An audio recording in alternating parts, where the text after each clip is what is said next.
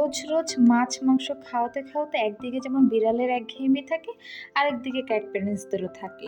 তখন মনে হয় একটু ভিন্ন কিছু ট্রাই করি। ভিন্ন কিছুর মধ্যে বিড়াল আর খেতে পারে সি ফুড।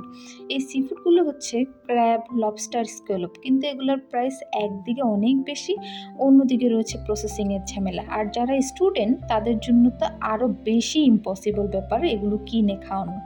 স্টুডেন্ট বাজেটে বিড়ালকে যদি আপনি সি ফুড ট্রাই করাতে চান, তাহলে এই ক্যান্ডি পাউচটা আপনি ট্রাই করে দেখতে পারেন। এই ক্যান্ডির এই পাউচটা হচ্ছে tuna topping crab jelly based একটা পাউচ। এই পাউচগুলো 2 মাস প্লাস বয়সী সব বিড়ালরা খেতে পারবে।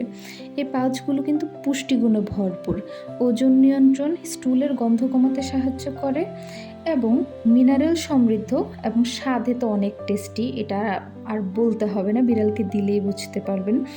আর সবচেয়ে টেনশন মুক্ত কথা হলো এই পাউচে নেই কোনো ক্ষতিকর উপাদান।